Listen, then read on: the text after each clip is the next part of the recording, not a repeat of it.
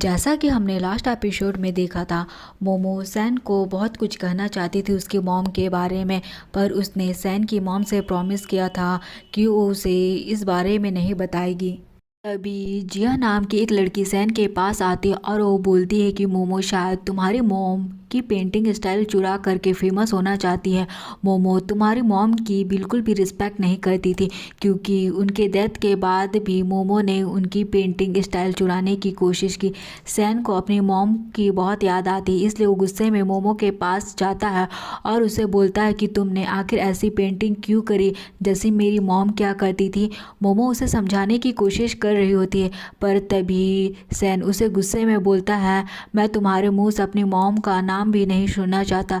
तभी वहाँ पे जिया भी आ जाती है और वो मोमो से बोलती है कि तुमने जानबूझ के सैन का अटेंशन पाने के लिए यह सब किया। फिर मोमो सैन से बोलती है कि मुझे पता भी नहीं था कि तुम यहाँ पर आ रहे हो।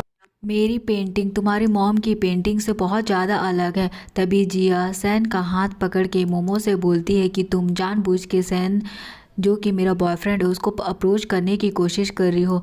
जिया के मुंह से ये सब सुनते ही मोमो बहुत ज़्यादा दुखी हो जाती है और सैन से पूछती है इसका क्या मतलब है। सैन भी जिया को पकड़ते हुए मोमो को बोलता है कि तुम्हें दिख नहीं रहा इसका क्या मतलब है। उस टाइम पे मोमो को याद आता है कि कैसे सैन हमेशा उसे बेरुखी से बात किया करता था और हमेशा उसको नीचे दिखाया करता था। मोमो काफ़ी ज़्यादा दुखी हो जाती है और उसकी आंखों में आंसू भर आते हैं। फिर मोमो सैन से बोलती है अगर ऐसी बात है तो मैं तुम्हें और तुम्हारी गर्लफ्रेंड को एक हैप्पी लाइफ विश करती हूँ, और वहाँ से जाने लगती है। सैन मोमो को रोकना तो चाहता था पर मोमो को रोक नहीं पाता।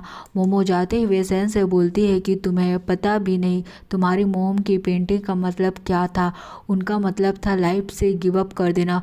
वो तो यहाँ तक पेंटिंग भी नहीं करना चाहती थी और मेरी पेंटिंग का मतलब है लाइफ को एक नए तरीके से देखना।